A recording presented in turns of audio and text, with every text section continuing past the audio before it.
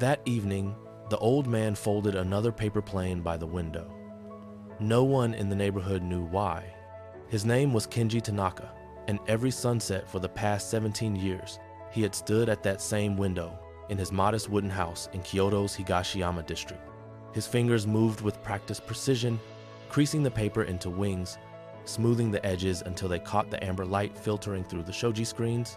Then, without ceremony, he released the plane into the evening air. It glided over the tiled roofs, past the cherry trees lining the narrow street, and disappeared into the golden haze of dusk. The neighbors had long grown accustomed to this ritual. Mrs. Yamada, who ran the tea shop below, called him the paper plane eccentric. Young children sometimes chased the planes, but they always flew too high, too far. The planes were never meant to be caught, or so everyone thought. Imagine, if you were there that spring evening in 1957, watching from the shadows of the street, you would see Kenji's silhouette against the window, the quiet dignity in his posture, the way his eyes followed each plane until it vanished. You might wonder what memories lived behind those eyes, what stories were written on those fragile wings. But one person did wonder. His name was Hiroshi Nakamura, a young artist who had recently moved into a small studio across the courtyard. Hiroshi was 26, newly graduated from art school, and possessed by that particular curiosity that drives people to see beauty in forgotten things. He had noticed the old man's ritual weeks ago and had begun sketching him from his window, the bent back, the careful hands, the plane sailing into emptiness. On this particular evening, something different happened. A sudden gust of wind, unseasonable and strong, caught one of Kenji's planes and sent it spiraling downward. Instead of soaring over the rooftops, it tumbled through the air like a wounded bird and landed at Hiroshi's feet as he walked home from the market. The young artist picked it up, intending to return it, but then he noticed something. The paper felt old, yellowed. It wasn't ordinary origami paper. When he carefully unfolded one wing, his breath caught. There were words written inside, faded ink, elegant calligraphy, a woman's hand. "My dearest Kenji," the letter began. "The cherry blossoms have fallen early this year, and I fear it is an omen." Hiroshi's hands trembled as he read. The letter was dated the 1st of September 1923, 34 years ago, but that date meant something. That was the day of the Great Kanto earthquake, the catastrophe that had destroyed Tokyo and Yokohama, killing over 100,000 people. Hiroshi stood frozen in the darkening street, the unfolded plane in his hands, the weight of decades pressing against his chest. He looked up at Kenji's window. The old man had already retreated inside, the ritual complete. Hiroshi knew he should return the letter, but something held him back. Instead, he took it home, laid it carefully on his desk, and lit a candle. The letter continued with details of daily life, the price of rice, the neighbor's new baby, the sound of train whistles in the morning. It was tender, mundane, and heartbreaking in its ordinariness. It was signed, "Forever yours, Yuki." That night, Hiroshi couldn't sleep. He kept thinking about the letter, about the earthquake, about all those paper planes carrying messages into the void. The next evening, he positioned himself in the courtyard at sunset. Sure enough, Kenji appeared at his window, folded a new plane with the same quiet ceremony, and released it. This time, Hiroshi was ready. He ran after it, following its trajectory down the street, past the temple gates, until it landed in the garden of an abandoned house. When he unfolded this plane, he found another letter, dated the 3rd of September 1923. "Kenji, my love, the ground shook again today. An aftershock, they say. The city is in ruins. I am helping at the hospital, though it is barely standing. I think of you constantly, wondering if you received my last letter, if you are safe in Kyoto." Hiroshi felt something shift in his chest, a recognition that he had stumbled upon something sacred, something that should not be disturbed. Yet he could not stop. Over the following weeks, he became a hunter of paper planes. He learned Kenji's patterns, the direction of the wind, the flight paths most likely to bring the planes within reach. He collected 7 more letters, each one a fragment of a love story suspended in time. But here was the mystery that kept Hiroshi awake at night. If Yuki had been in Tokyo during the earthquake, writing letters that Kenji now folded into planes 34 years later, what had happened to her? Had she survived? Had they reunited? And why was this old man still sending her words into the sky, letter by letter, night after night? The letters Hiroshi collected painted a vivid picture. Yuki had been a nurse in Tokyo, engaged to Kenji, who had been working in Kyoto as an apprentice carpenter. They had planned to marry in the autumn of 1923. Her letters spoke of wedding preparations, of fabric she had chosen for her kimono, of her excitement about joining him in Kyoto after the ceremony. Then came September 1st, and everything changed. The earthquake struck at 11:58 inches the morning. Yuki's letters after that date, written in the days and weeks that followed, described scenes of unimaginable devastation. Fires consuming entire neighborhoods. Rivers choked with bodies. The hospital where she worked collapsed, then rebuilt in tents. She wrote of exhaustion, of grief, of small moments of hope amid the ruins. She wrote to Kenji because writing to him was the only thing that kept her sane. "I imagine your workshop in Kyoto," she wrote in a letter dated the 15th of September 1923. "The smell of fresh wood shavings, the sound of your plane smoothing rough boards into silk. I imagine walking through your door after this nightmare ends, and you turning to me with that smile that makes the world right again." Hiroshi read these letters by candlelight in his studio, and each one broke his heart a little more. He began to research the earthquake, visiting libraries, speaking to survivors. He learned that the postal system had been destroyed, that millions of letters had been lost in the fires, that many people never learned the fate of their loved ones until months or even years later. But there was something else. The letters Hiroshi found were not originals, they were copies, meticulously transcribed in Kenji's own hand onto new paper, then folded and released. This realization came when Hiroshi noticed the consistency of the ink, the slight tremor in some characters that suggested an older hand copying a younger woman's words.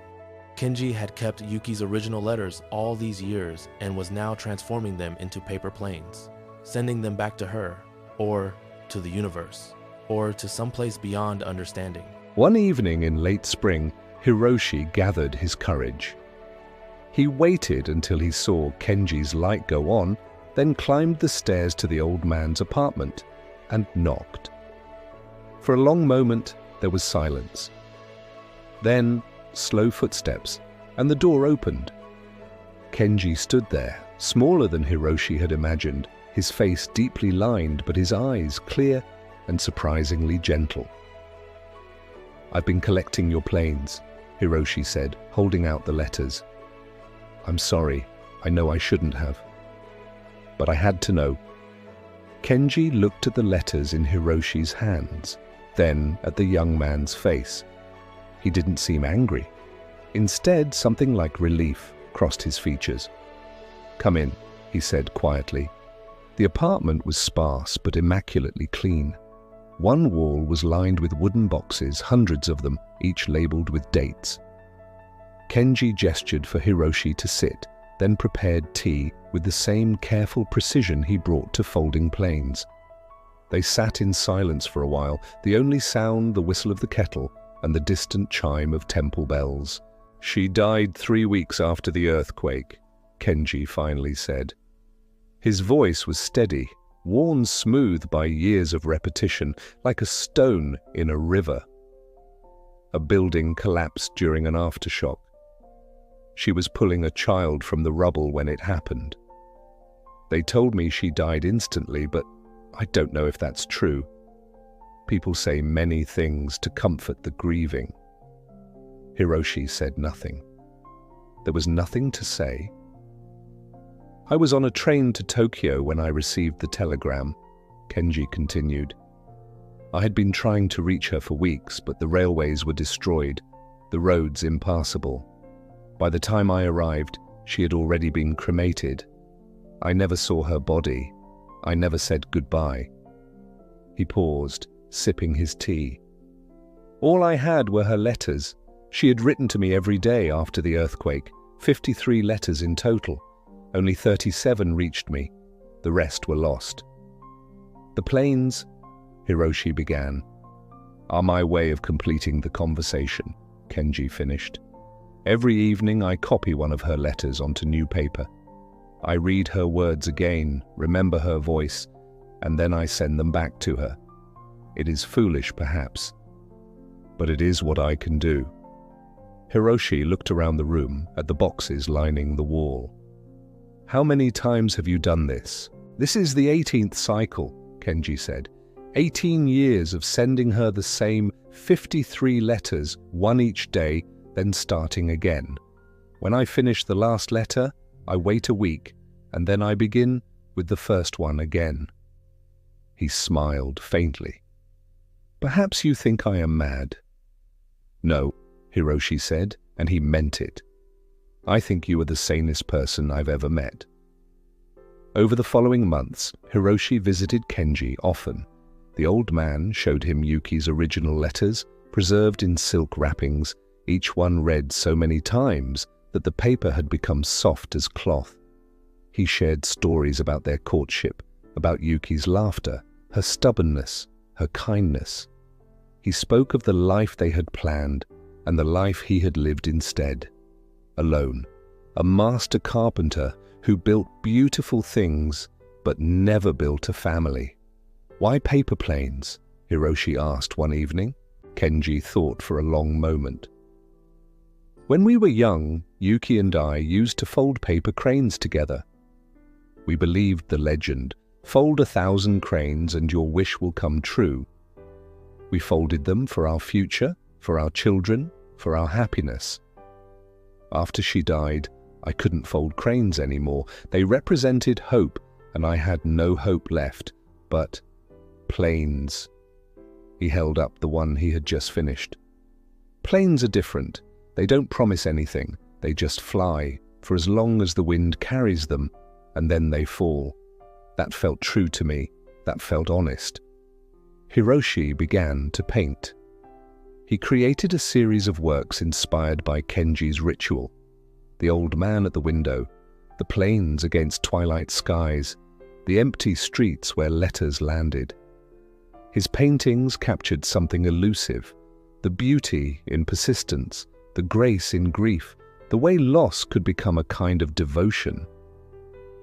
But there was something else emerging in Hiroshi's visits, something neither man spoke of directly. Kenji was growing weaker. His hands shook more now when he folded the planes. Some evenings he had to rest between creases. Hiroshi began staying later, helping with small tasks, making tea, listening to stories. In these quiet hours, they built something that neither had expected, a friendship that transcended age, a bridge between a young man seeking meaning and an old man seeking closure. One summer evening, as rain pattered against the windows and the scent of wet earth drifted through the open screens, Kenji asked Hiroshi a question. "What do you think happens to the letters? After I'm gone, I mean?" Hiroshi considered this. "I think they'll keep flying," he said. "Some will be found like I found them, some will be lost, but they'll carry her memory forward. Isn't that what you wanted?" "I don't know what I wanted anymore," Kenji admitted. "In the beginning, it was to keep her alive, to refuse to let her go. But now..." He trailed off, looking out at the rain. "Now I think it's to say I'm sorry." "Sorry for what?" "For surviving, for continuing to breathe while she lies in the earth. For growing old when she stayed forever young." His voice cracked slightly. "For not being on that train to Tokyo sooner. For not being there to pull her from the rubble." Hiroshi moved closer, placing his hand on the old man's shoulder. "She wouldn't want you to carry that," he said. "You know she wouldn't. Knowing and feeling are different things, Hiroshi-san." That autumn, Kenji's health declined rapidly. Hiroshi visited daily now, sometimes folding the planes himself under Kenji's guidance when the old man's hands were too unsteady. They talked less and sat together more, a comfortable silence growing between them. Hiroshi learned that silence could hold more than words, that presence was its own kind of language. One October evening, as the maple leaves turned crimson and gold, Kenji asked Hiroshi to bring all the letters, the originals, preserved in their silk wrappings. He spread them on the low table, touching each one with reverence. "I want you to have these," he said. "I can't," Hiroshi began. "You already have," Kenji interrupted gently. "You've been collecting them for months. You understand what they mean. And I think—" He paused, choosing his words carefully.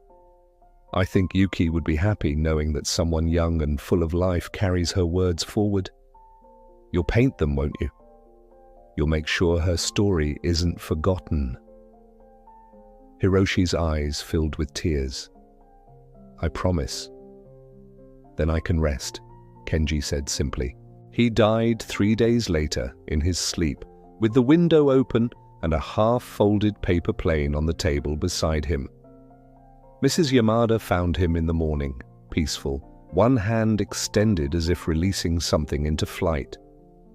The neighborhood mourned quietly in the way Japanese neighborhoods do, with whispered condolences, offerings at his doorstep, and a collective acknowledgement that something beautiful had ended. Hiroshi organized the funeral, a small ceremony attended by neighbors who had never known the depth of Kenji's story.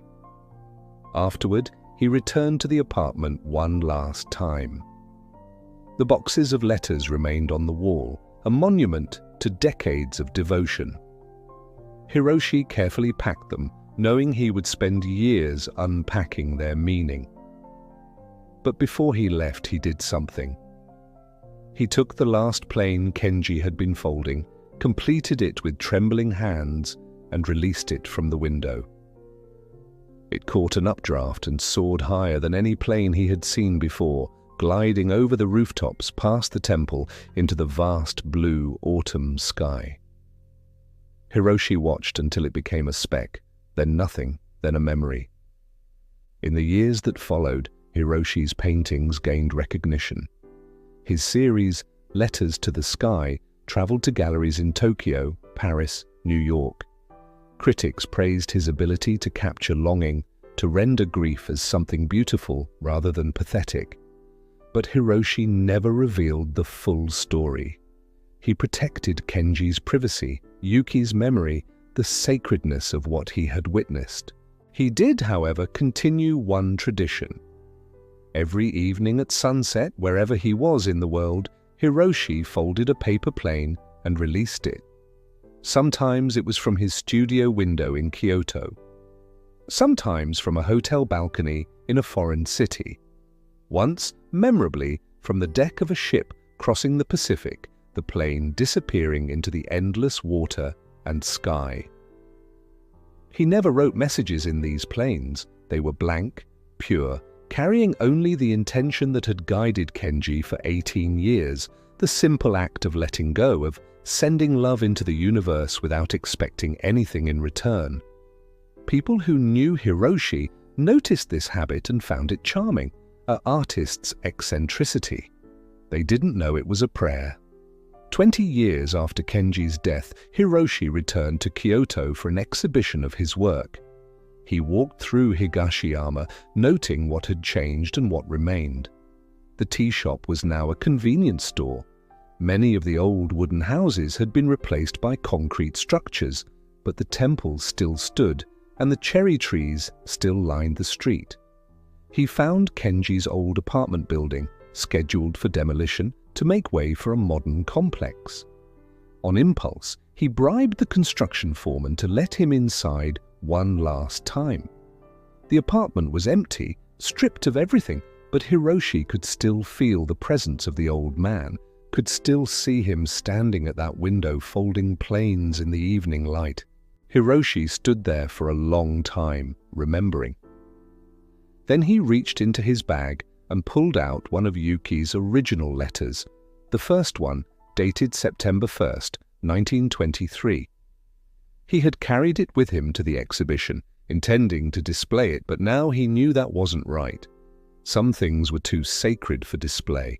He folded the letter into a plane, using the technique Kenji had taught him. His hands moved with practiced ease, creating wings that would catch the wind, a nose that would cut through air. When he finished, he opened the window miraculously. It still opened, despite years of disuse, and held the plane up to the setting sun. "For both of you," he whispered, and released it. The plane caught an updraft and soared. It flew over the construction site, over the new buildings and the old temple, over the cherry trees preparing for their spring blooming. It flew higher and farther than any plane Hiroshi had ever released, as if carried by invisible hands, as if the universe itself was ensuring its delivery. Hiroshi watched until he couldn't see it anymore. Then he smiled, wiped his eyes, and walked out into the evening, leaving the empty apartment behind. He knew he would continue folding planes, would continue sending silent messages into the sky. It was his inheritance, his burden, his joy.